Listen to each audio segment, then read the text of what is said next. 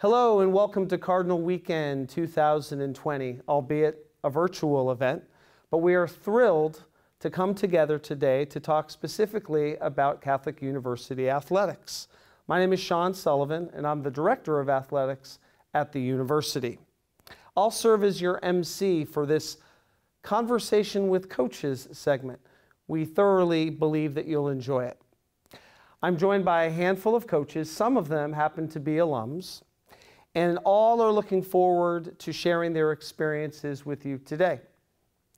Typically, we'd be inside the alumni tent near the Dowd family tennis courts, but of course, due to current events, we're here today virtually.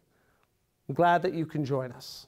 Our panelists today, to my left, are Meghan McDonogh, our Associate Athletic Director, Senior Women Administrator, and Head Women's Lacrosse Coach. Erin Kelly, a member of the class of 2006, and our Head Men's Basketball Coach. And finally, Bobby Picardo, our Associate Head Baseball Coach, Coordinator of Athletic Services, and a proud member of the class of 2009. Welcome, everyone. It's nice to see you all. Thanks, Sean. Great to see you Thanks as for well. having us. So we're going to talk about a variety of things today, but of course, the number one topic on everyone's mind right now is COVID-19. Here we are in the middle of the fall. How are things going with specifically your teams? How are they managing all of the upheaval? Why don't we start with you, Meghan? How's your team doing? How are they managing things? Yeah, I think for the most part, our team's handling it really well because of how it kind of transpired in the spring. I think every moment they have together, they are excited about, and even just to connect on Zoom, or a couple kids swung by yesterday outside, and to see them. It was the first time we'd seen each other since March. So I think they're just excited for the moments because of what transpired in the spring, which is a little different than some of our other student athlete experiences. Erin, has there been a specific challenge related to COVID that you've really had to jump on top of and address with your team? Something specifically difficult? I think it's the unknown with our kids, and not having answers for what their future looks like, what our season is going to look like. So managing expectations, I think, has probably been the most difficult thing to do. Our kids have been great, and we've talked a lot about just controlling what you can control, which they've embraced. We've talked a lot about keeping perspective, and we're all healthy, we're happy, we're all here for the most part. So, we can't control if we're going to play basketball this year or not, but we can control our attitudes, our perspective, and I think our kids have done really well with that. So overall, I think they're doing really well considering the circumstances. Great. And Bobby, how do you provide a sense of normalcy for your athletes? You work with many teams, of course, but specifically with the baseball team, how do you provide some sense of normalcy? This is what you can anticipate, guys. This is what's going to roll out for you. You have to over-communicate, and you have to explain more so than ever before what we're doing, why we're doing it, how we're doing it, where we need to be when, change patterns that we've had throughout many years of baseball practice, but with the understanding that we're doing this to give them the best experience possible throughout this semester and hopefully see this through the other end. But we're also finding things and new ways to practice. And like Meghan said, having our spring cut short, our guys are so happy to be here. It's really entertaining to see them love some monotonous tasks that they used to groan through every single day. But even just yesterday, I've never seen guys so happy to stretch and run together. And I think that they were on screen all summer together, many Zooms, many FaceTime calls, that yesterday was just a joy just to be around the entire pod. But to be able to work out together, socially distant, with masks on, safely, but together again. As educators, we're always so concerned about the experiences that we can provide our student athletes. And in these unprecedented times, I'm sure they're sharing feelings and emotions with you that perhaps in a typical year they would be able to manage themselves. What are they sharing with you? How are they coping? What has this created within our student athlete population? Anything particular in regards to, wow, this is affecting my team this particular way? I think one of the funniest things that I found is that they actually miss us as coaches. Because usually they will pop in the office and hang out and you'll yell at us for being too loud. But they actually miss those moments. Like, it's the little things that they really are missing. And they want to come up here and have like office hours outside. Because I think sometimes as a coach, we do provide that kind of adult figure that's like kind of a comfort on campus. And so I think that's one of the things that they are really missing. And we are able to do that somewhat through Zoom, which is helpful, but they really want to try to find ways to have that contact in a safe distance with masks and social distancing and all of those good things. Nothing awkward about that at all. Not at all. Not at all.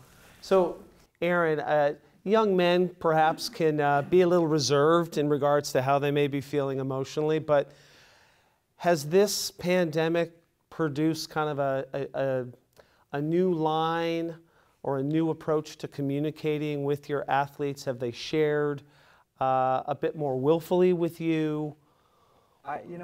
One of our core values is communication, and we talk about being proactive and honest with our communication. That's something that we worked on a lot in year one, which I think is carried over, through this pandemic, and our guys have done a really good job with that. And we've had a lot of conversations that have nothing to do with basketball, and I think that helps kids open up as to who they are as people and share their feelings a little bit freer. So when we have conversations about COVID or about social injustices that are going on, you see a different side of these guys that you don't see in practice and in games. So I think that makes them all feel a little bit more comfortable, and we all probably know each other a little bit better than we normally would have, if we hadn't been going through the pandemic. Bobby, I know a big part, of every coach's job has to do with recruiting. And so there's one type of conversation, or you have a certain type of relationship with your returning student athletes, the student athletes that are here that you're working with. But then you have these prospective students who you're trying to recruit, you're trying to help them understand the value of an education at Catholic University, but there has to be a great deal of anxiety for those families as well. What are those conversations like with recruits and specifically their families? So what we've done is we've Zoomed with their family, and we've actually brought 2 of our players onto every Zoom to kind of have a larger group discussion to talk about all the wonderful things that we have to offer here, and that when you get here and when you're able to visit, you're going to have the opportunity to really experience that firsthand. But obviously with travel restrictions and people's heightened sense of being afraid to travel, you have to use a virtual tour. You have to ask deeper questions of your players. You have to open the floor for parents to ask questions to your players. You want to try and connect through the screen as best you can, but really have almost a lighthearted conversation where you talk to your players in front of prospective students and their parents about their favorite meals, what they miss most. I know we talked about that earlier. I love hearing our guys talk about what they miss most on a Zoom call with recruits, because it shows that while their passion is baseball or their passion is being a student athlete, they miss things like 12 o'clock lunch, which was a big thing when you and I went here. 12 o'clock lunch, or they miss team dinner after practice. Right now, things that they can't do, but they're really looking forward to. And our players do a very good job of communicating that to prospective parents and students, to be looking forward to what's to come. And again, preaching that we'll get through this, and we're really looking forward to seeing you once you can get here. So let's talk about something a little more uplifting. Let's talk about your teams. And Bobby, you mentioned the fall practice opportunity, which is something that we've chosen to pursue, and I know that our student athletes are very appreciative and excited about that. Meghan, tell us a little bit about your team and your level of excitement, and we certainly hope we get the opportunity to play games perhaps in the spring semester. Tell us a little bit about your squad, what you expect. Well, it's definitely a little bit of a question mark right now. I'll be really honest. We're super excited. We added in 12 freshmen, and I mean, I just can't wait to see them play and see them integrate, because I think, I mean, we were undefeated last year, which is a nice positive out of COVID. We ended up 3-0. 3 games, Meghan. Hey, Three it's still games. undefeated, and we're undefeated on Carlini, which is also pretty cool. We only had the 1 home game, but it was still a great experience and something we're going to lay claim to until we get back up on the field and continue that. But I think we were seeing some really good things out of our young players. We're obviously really sad that those seniors didn't get their full experience, but I mean, we were starting a handful of freshmen. We had a lot of different looks on offense than we've ever had before, and we're also adding in a few more attackers in this group. So we're excited for what we think will be a much more dynamic attack than we've had in recent years. Not to mention just the overall depth that we're going to continue to have, and again, continue to rightfully get back the Landmark Conference Championship. There you go. That's what I like to hear. Aaron, tell us a little bit about your team. What excites you going into this next season? Yeah, our culture is better. You know, and for me in year 1, I had a couple of goals. I wanted to establish my own culture, what is important to me, and I wanted to build relationships with my kids. And that takes a full year. So last year, I made a million mistakes because I don't know the personality of my kids. I don't know their skill set. So it's hard as you're trying to install an offense and a defense and build relationships, establish a culture. It's trial by fire, where now all of our returners, I know their skill sets, I know their personalities. We recruited 8 kids to come in who I think are going to be really good. And because I got to know them in the recruiting process and watch film on them, I know their skill set. So we will be way more efficient, or I will be way more efficient coaching our team this year. So I think we will get to success faster, where last year we made tremendous progress through the year. It didn't reflect necessarily in our record because it wasn't till the second part of the season where we kind of figured out who we are and how we're going to be Figured out one another. For sure, yeah. And now I think we'll have that right from the jump. So we can make that progress early on, and then, you know, inevitably that will translate to some, hopefully some more wins, you know, as we get into the season. But our kids are awesome. Like, there's not a kid in our program that I don't love, that I'm not proud of, that I wouldn't feel good about, you know, putting a recruit with, you know. So I'm excited. Like, I think year 2 is a ton of fun. That's great. Bobby, you started off by saying, the guys are excited to do wind sprints. So you've already started practicing or started quote unquote team activities. What's your level of excitement in regards to the team itself, their competitive capability? What do you anticipate? We talk about our players, there's a term we use, and it's pretty basic. We call them baseball players. I know that's what they are, but when we say he's a baseball player, he's someone that you could put at 3 different positions and you know he's going to get the job done.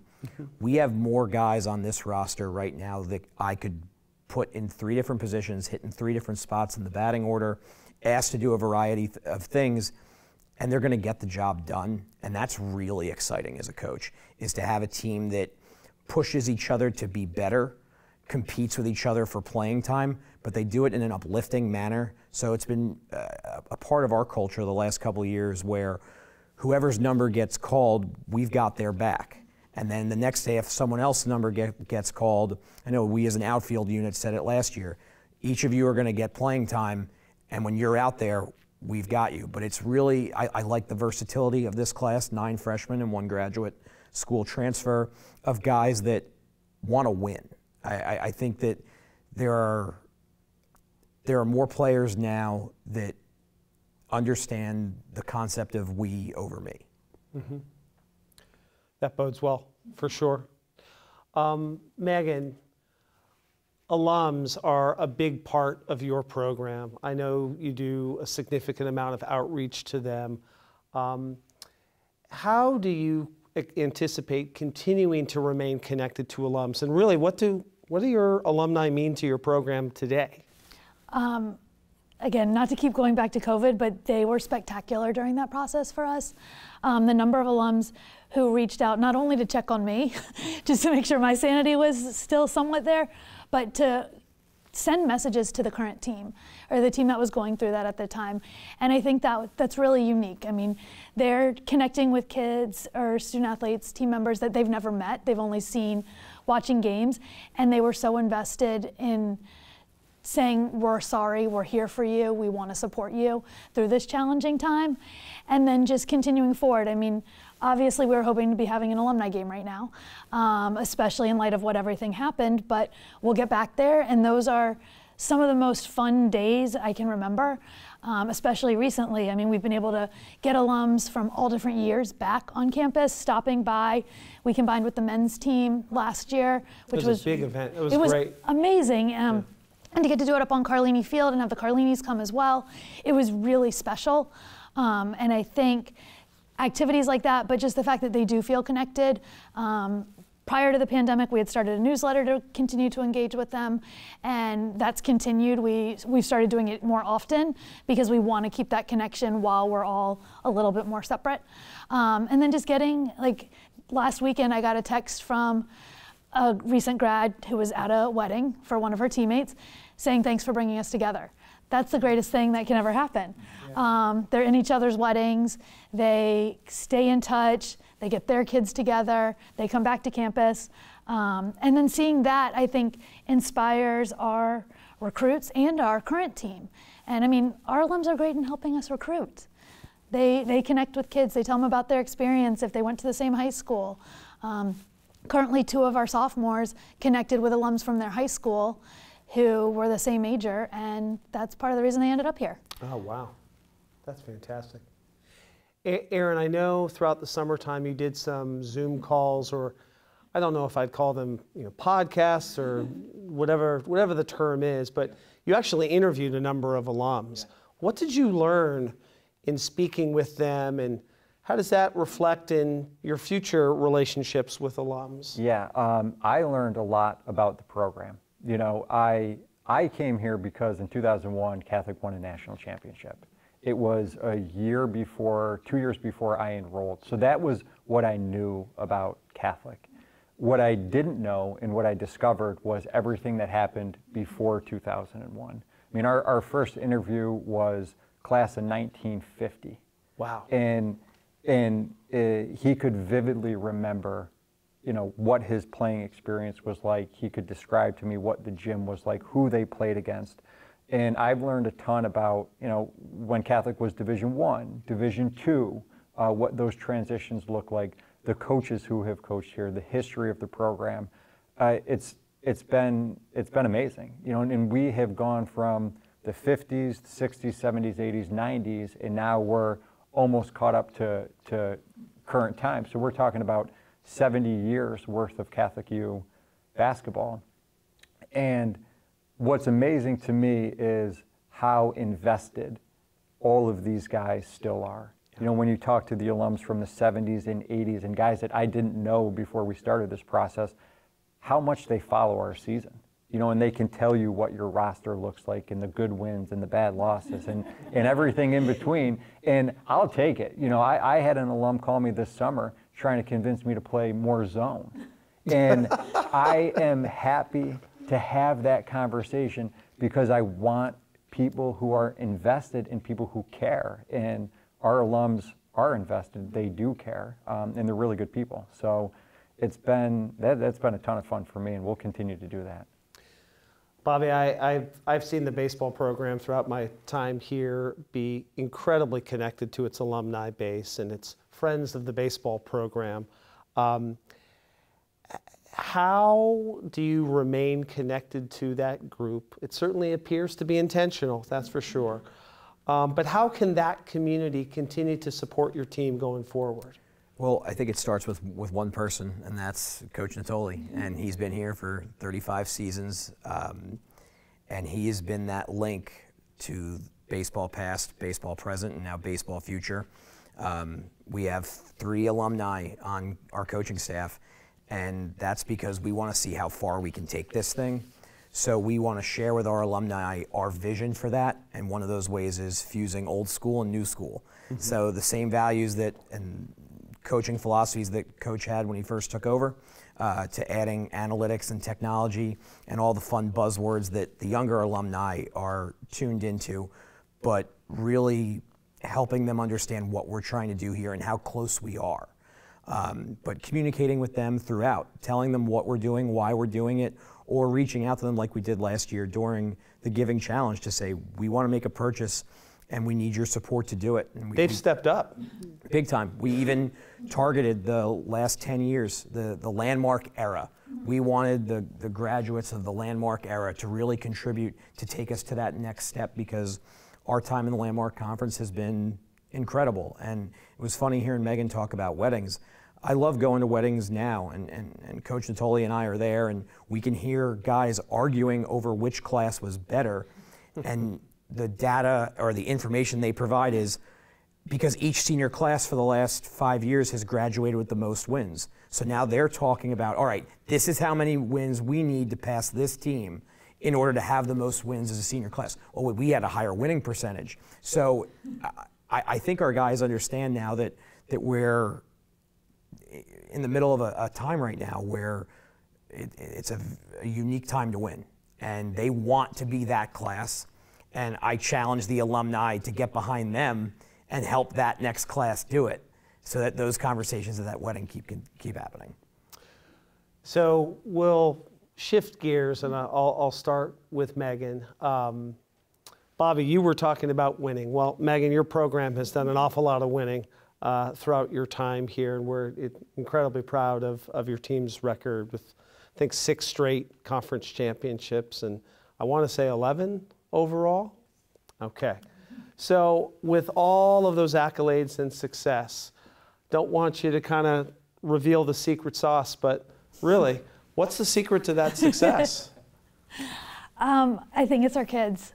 We literally have, I think, some of the best young people on our team, and they come from great families, and they want to win, but more than that, they care about each other. And Bobby, you talked a little bit about the we over me, and that's 100% the way our team is operated. It's the most exciting thing is when you see how excited they are for their teammates having success.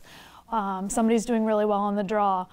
The person who practices with them every day is critiquing them, but continuing to push them and be so excited for them. When someone gets their first goal, the whole bench erupts. All of those little things that when they support each other, but they're also competing every single day. I mean, I don't think you'll find a group of kids who compete as hard against each other on any given day, but they also care so much about one another that it's just kind of created this environment. And we say, I mean, this isn't necessarily for everybody. You have to want to be here, and the kids that want to be here really thrive in that team atmosphere that is competitive. But they also, I mean, I think being competitive is fun, so we have a lot of fun. And I think that shows up, and you see it on the field most of the time. When they're having fun and being competitive, they can't really be stopped. Yeah, no, there's no doubt about that. So, you know, Aaron, it sounds from what Meghan has to say, it's not necessarily about running a particular offense or running a particular defense, but it's more about commitment to one another and culture. You're putting your own stamp on the basketball program. What have you learned throughout your coaching experiences as to what goes into creating a champion? It's the process, like focusing on the process of getting better. And when you do that, at some point, it clicks. And then you start to have the success, the wins, the conference championships. But if I came into this job and I said, in year 2, I want to win the landmark, I would inevitably shortchange the process, and I would start to make mistakes to try to get me to that landmark championship for that deadline. But if I come in and I say, okay, here's where we are, and we're going to get better today, we're going to get better tomorrow, we're going to recruit to get us better, at some point it clicks. And it's year 3, year 4, or year 5. But if you focus on the process and ignore the results for some time, eventually the results take care of themselves. And you know, my mentor is Dave Paulson, who I worked for at Williams, and then Bucknell and George Mason, and he did that incredibly well. And when we got to Bucknell, that was a place that had a ton of basketball success. And in our first year, we won 7 games. And he didn't panic, and he stayed true to the process. Year 2, we won 12. And then in year 3, we won 25. We went to the NCAA tournament. That's probably about as fast as you can do it. And if it wasn't going to be year 3, it was going to be year 4 or 5. But because he stayed true to the process, I knew eventually it was going to happen. So that gives me, having that experience gives me a ton of comfort being here now, knowing we're going to get there. It's not a matter of if we're going to get there, it's a matter of when will we get there. Sure. But like I said, I love our group. I love the progress that we've already made. And I think that when you make that initial progress, it's not going to show up in wins and losses. That is going to come down the road. So hopefully sooner than later, but I'm confident it's going to happen. Bobby, we don't have many in our midst, but you are absolutely one of them. You are one of the few who won a conference title as a student athlete, I believe 2, and now you're a part of a coaching staff that has also won a conference title. Knowing those 2 experiences, do they stir different emotions in you? Do they mean different things to you? It's a very unique experience. I didn't think it was possible to love winning a championship as much as I did as a player those 2 years. It was the first 2 years of the Landmark, and the second year, the last game of competitive baseball I ever played was a conference championship and a win. We didn't get in that large bid, but there's not a lot of guys that can say that they won their last game and it was holding up a championship. Winning it as a coach is so much more special because you've worked with every single person on that roster to achieve something. That's why you cry every time. And you say, nope, not going to do it this time. I think you cried on the phone to me. I did. We had a conversation before we got on the bus, and I said, Sean, we're going to win this thing. You did. You predicted it. And that first phone call was, I couldn't get the words out to you on the phone. I could not say we did it, but you knew on the other end that we did it. Meghan, our offices share a wall. And under normal circumstances... He gets me in trouble? No. Under normal circumstances, you'd have recruits come in and I'd hear your pitch. Clearly very, very effective. But Bobby was just talking about the special qualities of this university. What are those special qualities? What do you share with families that ultimately really resonate? I mean, I think everything that we do always goes back to people. It's the people on the university. I mean, I talk about it a lot, but not many places will the university president know the women's lacrosse coach and have actually been to multiple games. That's like not a typical thing. Usually they go to the men's basketball game and the football games. And that's totally fine, but it's special here that that's the case. So when you have people modeling that at the highest level of the administration, I think it shows that there's a lot of value, but that there's also care. Because again, he knows who I am. He has taught some of our student athletes because he teaches. So again, I think the relationships that our kids are able to create off campus or on main campus, as well as within the athletic department. I mean, all of my kids know you as the guy who buys them ice cream. They love that. They know Bobby because they're around Bobby a lot. But that's really cool. I mean, because again, women's lacrosse isn't always the sport that everybody knows, but our kids are able to feel important and cared about for not just because they're an athlete, but because they're here and they're part of a really great community. And so it all just comes back to that community of care that I don't think you find at a lot of other schools. Aaron, your career was absolutely on a Division I successful trajectory, yet you chose to come back to Catholic and return to Brookland.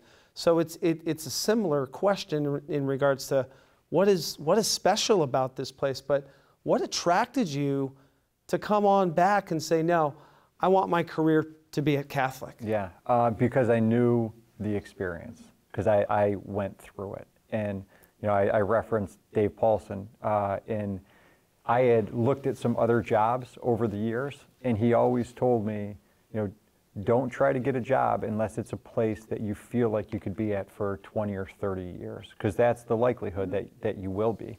And if you're going to go take a job, make sure you feel comfortable about selling that school to a recruit or his family, because if you don't, it's not going to work. And I knew what the experience was at Catholic, and every time I get on the phone and I talk to somebody, I can say honestly and enthusiastically, I really think you'll love going to school here. I think you'll love playing basketball here. I think you'll love being in Washington, D.C. And, you know, it's not for everybody, but the kids who come, I mean, our success rate, I think, is really good, and I don't think anybody regrets coming here, and they regret the experience. I think they all love it, and that makes me feel good. Well, kind of just to go off that, as an outsider and not an alum, I always describe the enthusiasm of our alumni as being something like you see at the big schools. And that's really special. And I mean, I talk to recruits about that, and people who come to Catholic love it. Every recruit that comes on campus says, oh, I know someone, and all they do is talk about what a great experience it is. And obviously both of you experienced it, but still to be able to see that and talk about that, not as an alum, is pretty awesome. Yeah, no, go ahead. You and I talk about all the time is how jealous we are of the current students. Yeah. Like, it's incredible, Yeah. like, to see things pop up out of hard work and commitment from the alumni and donations and buildings and construction. And we joke about all this construction makes it hard and difficult. Construction on a college campus is an awesome thing, and you look at the pictures, I'm jealous. And I tell that to recruits, and I tell that to their families. And I like the competition from alumni. They want their name on something. They want to put their mark, because they're watching this place get better every year. And every class that graduates, besides wanting to have the most wins, you hear them talk about, man, I wish I had another year because I can't wait to see that get built. I can't wait to have that dining hall. I can't wait to see what you guys do next. If we can do that with our seniors, where they know they gave everything, but they wish they could be here more, you're building something special. Meghan, we're talking about, to use that exact phrase, building something special. Early in your Catholic coaching career, was there a moment when you realized that your program was for real, that your squad, in a sense, kind of had arrived? I mean, I think that there were a handful of moments along the way. I mean, I remember our first really big win over a top 20 team. It was freezing. It was a super ugly game. I think we beat St. Mary's 6-5, and they were ranked, so that was a moment. Beating WNL in overtime that first year and having a freshman score the game-winning goal, also a moment. I think one of my favorite moments when we had arrived, I'd always joked about it because we'd had one All-American for a couple years in a row. I was like, oh, I can't wait till I get to a point where I have a table of All-Americans at the banquet. And we got there. We had 3 All-Americans one year. It was so cool to sit there with their families, and it was our table, no other schools. It was really cool. That's awesome. And I mean, it was a really special group to do it with too. And 2 of them were 3-time All-Americans, and 1 was a 2-time All-American. So, I mean, that doesn't happen every year, Yeah, but that kind of showed that, okay, we aren't just kind of like a one and done sort of thing. We have a lot of consistency within our program. Aaron, you may not even remember, but I saw some of your teams play when you were an undergraduate, and you were a member of some very, very successful teams. So what made those squads uniquely special? What produced those wins? I mean, I think 3 championships in 4 years, if I remember correctly. Yeah, well, one, it's the talent level, not including myself. I mean, we had better players than me that were winning championships. But Meghan could probably speak to this. Once success starts, that becomes the expectation. Mm-hmm. So I came to Catholic on the heels of a national championship. So my freshman year, we went up to play Scranton. I just assumed we were going to win the game. And I think when you make that assumption, that helps propel you to win that game. You know, the expectation that we are going to win, we're a championship level team. That in and of itself will breed some level of success. Now you have to have the talent to back it up, which our teams clearly did. But it's when you're not surprised by those wins, and that's why I'm sure that win against the top 25 team for the first time that's the most challenging, because you're doubting whether you can win that game, and then you win it, and then you win it again, and then the expectation becomes you're going to win, and that becomes a little bit easier. One of my most memorable moments in this coaching part of my life is actually after a loss. So we went to a school on the Eastern Shore that was a foe of ours in the Capital Athletic Conference for years, and they took it to us. They were ranked year in and year out, and they took it to us. In 2018, we went there as the ranked team. And I remember stepping off the bus saying, in 2006, I didn't know if this would ever be a thing. And we lost that game 3-2, and our guys were upset. And it was their first loss of the year. We were 11-0 to start, ranked 11th in the country, and we lost. And I got the team together after, and I said, guys, I need to talk to you on a personal level. And I said, I lost a game to these guys 21-1 my freshman year. And now we're here as the ranked team, and we're going to see these guys again in a regional. And while we were in different regionals, we were both there later that year. But I said, guys, look at how far we've come.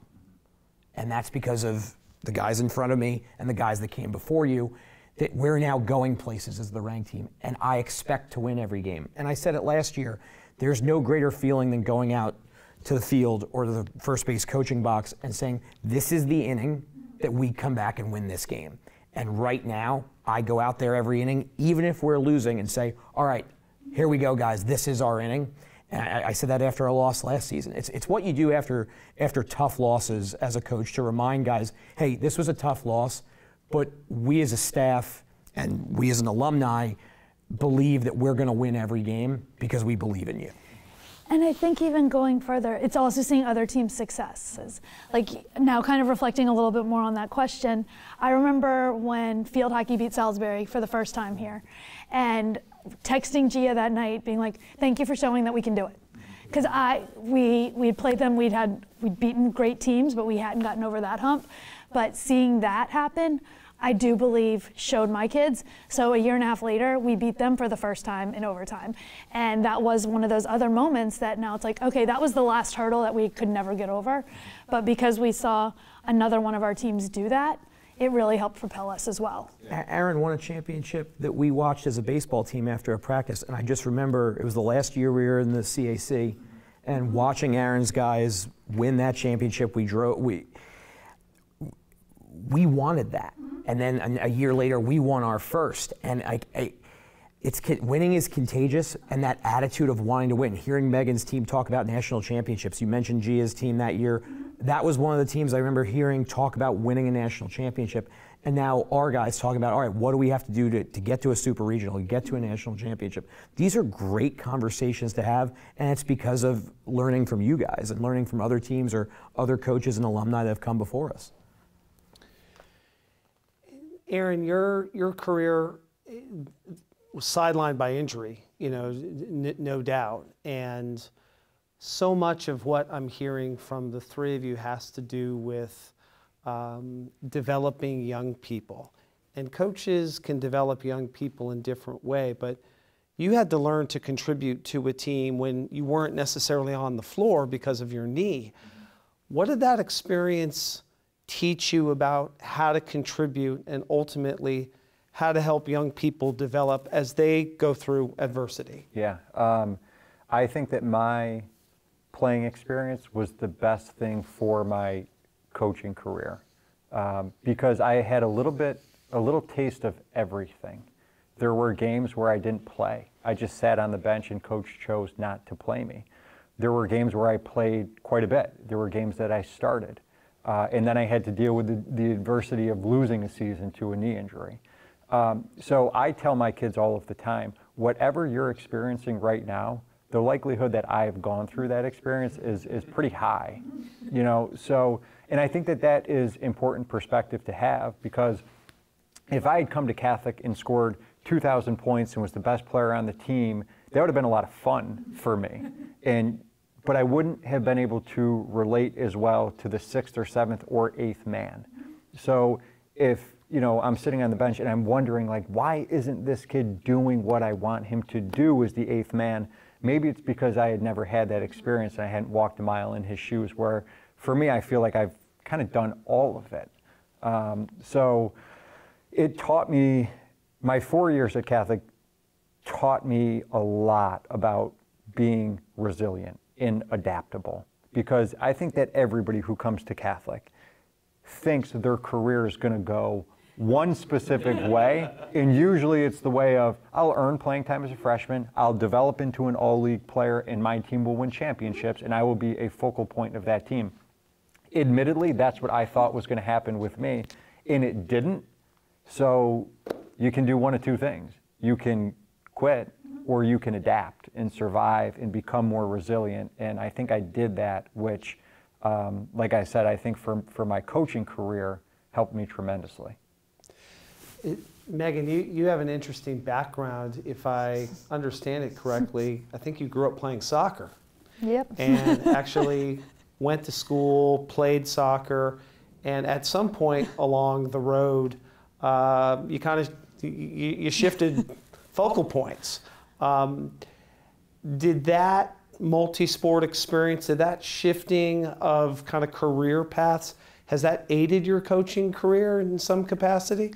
I mean, I definitely think so, and I think it translates very much so to the kids that we recruit. I love getting a kid who maybe hasn't been playing lacrosse as long or plays 2, 3, 4 sports, because I always think about, wow, what is going to happen when they come to Catholic and they just focus on their one sport? Or, wow, this kid is so fast, we just work on their skills a little bit, they're going to be unstoppable. So I think that piece has really helped me, because I don't necessarily look for the best lacrosse players. I very rarely look for the best lacrosse players. I really like the best athletes and kids who want to learn and just kind of see all the different sides of it. And I think those multi-sport athletes, I mean, we see so much specialization right now, and I think that's the worst thing. Yep. And I mean, I love getting a basketball player. Yeah. That's like the absolute best thing for Yep. us, because it's the same sport. Yeah, for sure. Absolutely. Totally agree. Bobby, you serve our department in a number of different roles. A couple different hats. You're the athletic Just a director. couple. Just a few. Just The next in time. party. So you Next get to interact and relate to and connect with a wide group of student athletes in different ways. What do they all share, and what makes them perhaps unique? They all share a passion for being here, because if you don't love being here, you're not going to be here. They share a passion and a pride in being a Cardinal. They go to each other's games. There is not a basketball game that our team misses. He's texting my players the games that he wants them to really be their craziest, and then it falls on me to have to police them. But that's unique, is that our guys went to his scrimmage at George Mason. One of them's a Houston Astro fan. The Astros are here in the World Series, and he's at a scrimmage against George Mason watching our basketball team. That is something beautiful that when I was a student athlete, there were events we made, and all that SAC has done, and not just speaking from being a SAC president myself, we have this community of athletes here that get behind each other. Aaron's guy is standing 4 feet away from me along the fence line telling me who they think should play. Like, there are a lot of places where I know coaches would ask for those guys to be removed, and I engage them in conversation.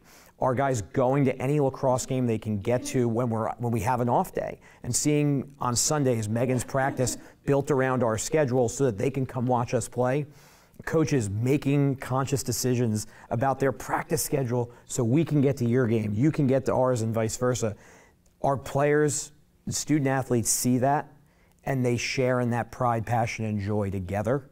And when one team wins a championship, everyone wins a championship. Yeah. I had one of Bobby's kids last year sent me an email. Oh, God. And we played on Wednesday nights, and he had a class on Wednesday nights. So he emailed me and said, essentially, I think it's really important that I come to your games. Can you email my professor? I love that. And I said, I love you, and I agree, it's really important. I'm going to hold off and send him the email. But I love that he did that. But I think the fact that he reached out to you is also for sure. great. And it was genuine. I mean, he really wanted to. He either didn't want to be in class or really wanted to be at the game. I think it was both. Bobby, earlier you mentioned, Ross Natoli, our head baseball coach.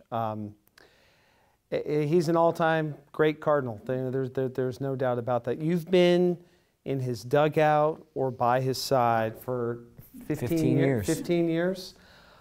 What does Ross mean to the program, and how has your relationship with Ross changed over the years? Outside of my father, Ross is the most important male figure in my life. He was an incredible coach who showed us how to go about it every day in everything we did. And that was to live it every day. And that was to do everything full blast and help others and help each other. And then getting to coach with him and see how much he cares, it's very evident why he's so connected to the alumni, because he cares about player 1 through 38 on the roster. And I know now as a coach from how long our coaches meetings are, where the man sits down and looks at his entire roster, and we talk about every player on that roster every night before a game, because of that role situation where this guy might be able to do it tomorrow. Or if there's an opportunity to get this guy in, he's been busting his butt all week, we're getting him in tomorrow. And you know, when you're dog tired at the end of a doubleheader and you're at a hotel in the middle of nowhere, Pennsylvania, and you want to get some sleep, we're there talking about every single one of our players. To see that as a coach just makes my 4 years as a student athlete that much more special, because I know he was doing it then, and I know he was doing it in 1989. And he's not just there for baseball. Right. I mean, there's not a better Cardinal in terms of his support for the other teams and knowing other student athletes. There's no doubt about that, but I want to stay on that thread and actually ask you a question, Meghan, because Bobby's talking about the commitment to student athletes and how that can develop the coaching bug within a former student athlete like Bobby. A number of your former student athletes and your assistant coaches have gone on to become head coaches themselves. So why do you think that's the case? Have you been able to attract certain types of young women with certain skill sets or aspirations? I'm not totally sure, but I can say it's really fun. Actually, during this whole pandemic, we've been meeting weekly or bi-weekly as a group of Catholic-connected coaches. So it's alums who are currently coaching, as well as some of my former assistants who are all coaching. And I mean, I'll say a number of them have impacted me and made me enjoy coaching more. So maybe it's just like kind of that relationship that we're able to build inspires them to be a coach, but also really pushes me to be a better coach. And I love being able to bounce ideas off of their heads and vice versa. And it's really also pretty special to get to see them go coach a game. One of my first alums is now the head coach of her second program at University of Chicago, but over Easter weekend when she was at Whitman, I got to fly out there and see her coach. And that was honestly one of the coolest moments, because here's one of our best ever players we've had coaching her own team and seeing her relate to her players, going out to dinner with them afterwards and them being amused that I coached her. Her sister was also there, I coached her sister. Just that whole relationship is really neat and special. But I think hopefully we do give them a great experience that makes them want to go replicate that for others. But again, I can't thank them enough, because I really think they helped me be a better coach. Aaron, did you know immediately that you wanted to be a coach? When did that click in for you? I've always wanted to coach. When I came to Catholic, I wanted to teach. I wanted to teach high school, and I wanted to coach high school basketball. And then I realized I could coach without teaching.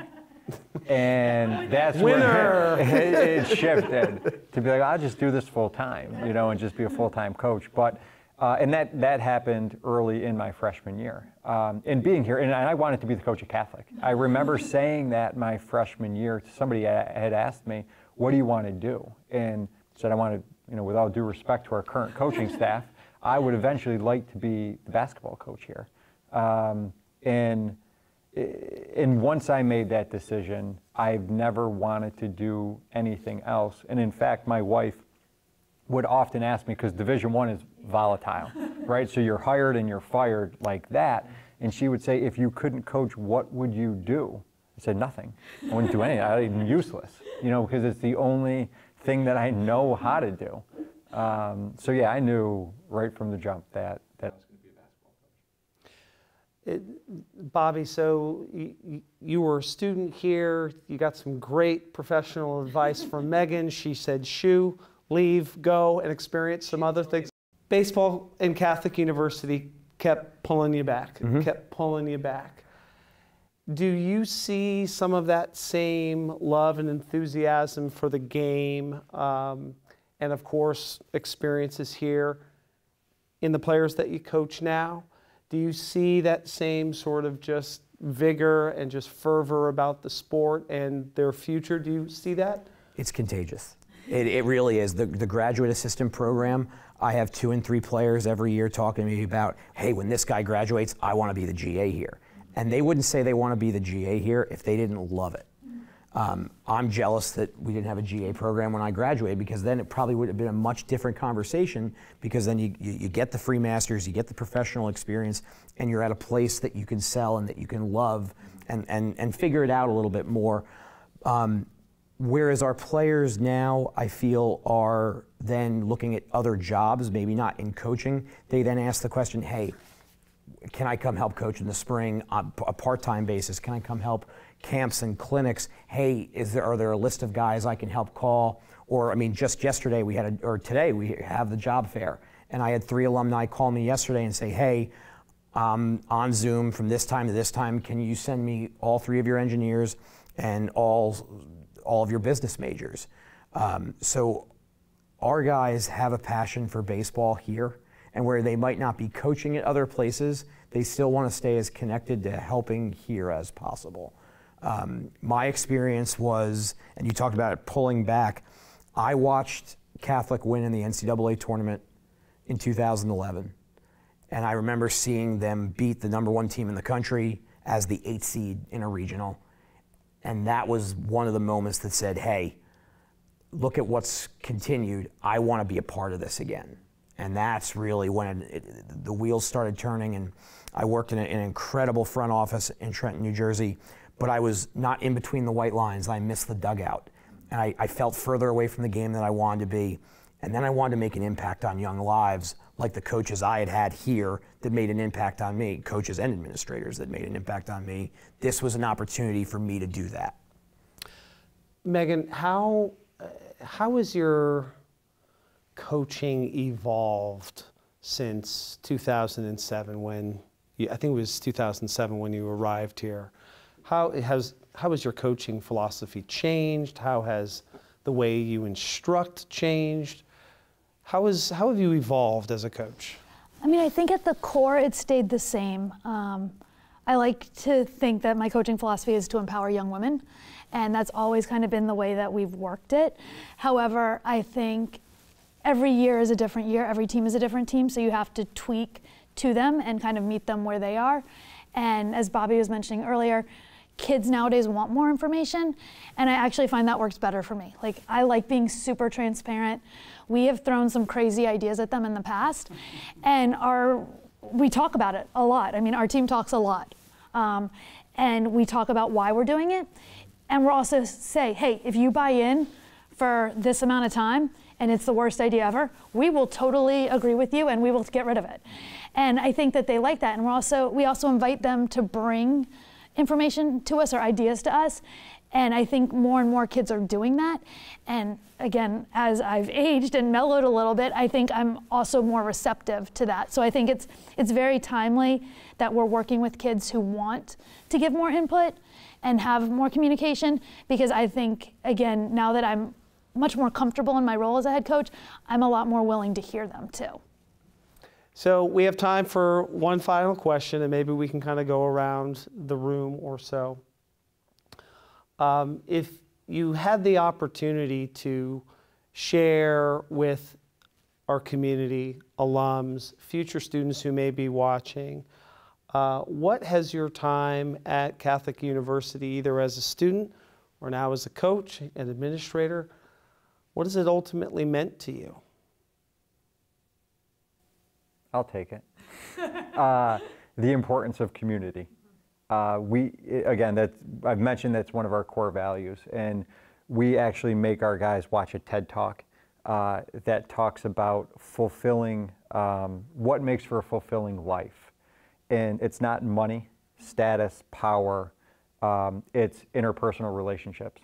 And the people who are the happiest and live the longest have strong relationships with members of their family or people they work with, or organizations that they're a part of. So to me, that's always been one of the reasons I got into coaching, is I didn't want to not be on a team. Yeah. And I knew if I got a job, like a real job, I wouldn't be on a team and I would miss that sense of community. So that's something that I will never take for granted. And I think that we here do that as well as any place that I've been. I can't imagine my life without it. It was a life-changing experience for me as a student athlete. And now it's my life's work is to take this place as high as it can possibly go while staying true to our mission. It's something that I believe in and bring to my family, but I can't imagine my life without it. Yeah, I mean, I've basically spent my whole adult life here at Catholic. I came from being a student, and this is my first job, and it has been a wonderful place to grow and to create a family. Like, I mean, we'll bicker like family, but we also really support each other in such a great way. And the people here are just really incredible. Thank you very much for joining us today. I hope each of you out there choose to watch our other session with Conversations with Coaches. We will be featuring our new head field hockey coach, Rachel Palumbo, Bridget Power, who is our Jamie Roberts Endowed Assistant Coach for women's basketball, and our head football coach, Mike Gutilius. Thanks very much, everyone.